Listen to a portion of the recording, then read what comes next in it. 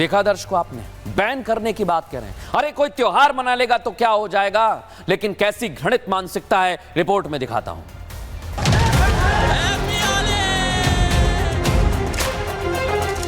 पाकिस्तान जो भारत के मुसलमानों पर अत्याचार का झूठा नैरेटिव गढ़ता है, यूएन जैसे तमाम मंचों पर मुसलमानों पर जुल्म करने का रोना रोता है, उस पाकिस्तान में हिंदू छात्रों के साथ अन्याय हो रहा है। सवाल ये है कि क्या पाकिस्तान में हिंदू होना गुनाह है? क्योंकि पाकिस्तान में कराची की Dawood university of engineering and technology में होली खेलने पर हिंदू और मुस्लिम छात्रों पर एफआईआर दर्ज करा दी गई है। 21 फरवरी को दोनों समुदाय के कुछ छात्रों ने यूनिवर्सिटी परिसर में होली का त्योहार मनाया था। इसके कुछ वीडियो भी सामने आए।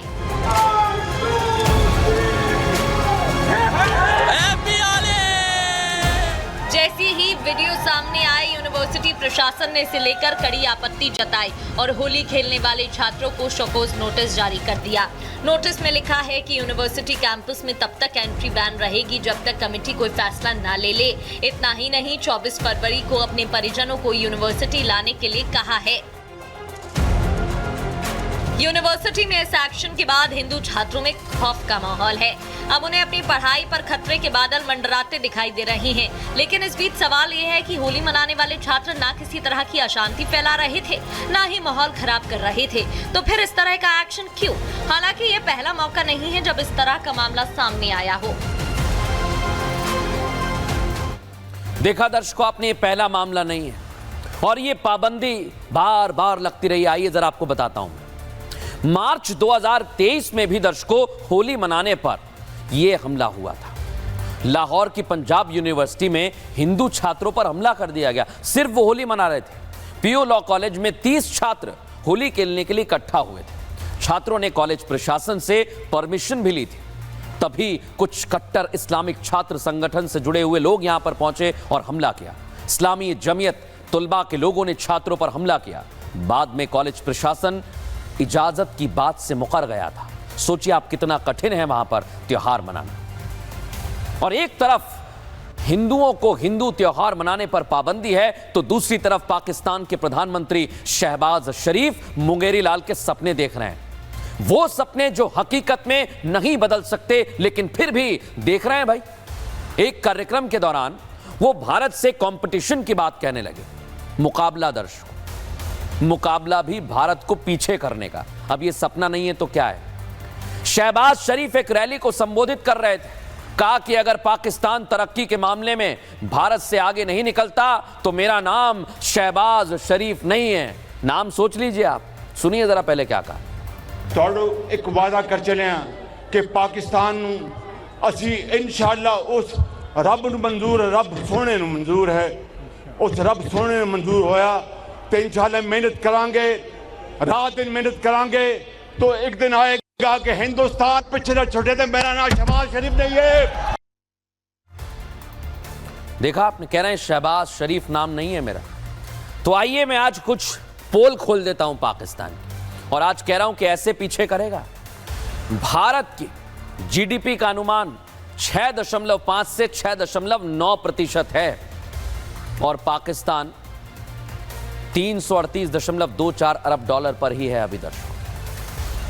समझिए जरा इसे, क्या क्यों कह रहा हूं मैं? क्योंकि अर्थव्यवस्था के मामले में भारत 5वें नंबर पर है और धीरे धीरे बढ़ता ही जा रहा है, चौथा, तीसरा, और पाकिस्तान 158 नंबर पर है। बात ही नहीं करनी चाहिए कंपैरिजन की। अब 50 लाख करोड़ बजट है भारत का और पाकिस्तान का कितना है? 5.65 लाख करोड़। कंपेयर करना ही नहीं चाहिए दर्शकों, कोई मुकाबला है ही नहीं। शहबाज जी, आप अपना नाम बदल लीजिए। और दर्शकों, अब आज आपको एक और खबर दिखाता हूं, क्योंकि भारत नए नए रिकॉर्ड दिन ब दिन बना रहा है और अब एक और रिकॉर्ड बन रहा है दर्शकों। रिकॉर्ड बन रहा है महाकुंभ में, और जितने भी वीकेंड अभी तक गए हैं वहां नए नए रिकॉर्ड बने हैं। ये वीकेंड एक और रिकॉर्ड बन गया है दर्शकों। महाकुंभ, आस्था का ऐसा सागर, रोज नए नए रिकॉर्ड जहां पर बन रहे हैं। रिकॉर्ड भी ऐसे कि कई देशों की जनसंख्या, कई देशों की इकोनॉमी, कई देशों के क्षेत्रफल तक को हमने पीछे छोड़ दिया है। वो भी सिर्फ एक महाकुंभ में दर्शकों। रोज महाकुंभ में नए नए रिकॉर्ड बन रहे हैं। अभी भी खत्म होने में 3 दिन बाकी हैं, लेकिन इसी बीच 3 नए रिकॉर्ड बन गए हैं दर्शकों। रिकॉर्ड क्या है, आइए आपको दिखाता हूं। स्नान 62 करोड़ से ज्यादा श्रद्धालुओं ने किया है दर्शकों अब तक, और मुख्यमंत्री योगी आदित्यनाथ 13 बार पहुंचे हुए हैं, यह भी अपने आप में एक रिकॉर्ड है। अब आ जाइए व्यापार, 2 लाख करोड़ का अनुमान लगाया गया है, हो सकता है और ज्यादा भी हो। यह रिकॉर्ड है दर्शकों, और इसे देखकर कई लोगों के पेट में दर्द होता है। क्यों मैं कह रहा हूं? क्योंकि आस्था का रिकॉर्ड महाकुंभ में बन रहा है। अब तक 62 करोड़ से ज्यादा लोग स्नान का रिकॉर्ड बना चुके हैं। ये भक्त पहुंच रहे हैं दर्शकों, और ये अब भी जारी है।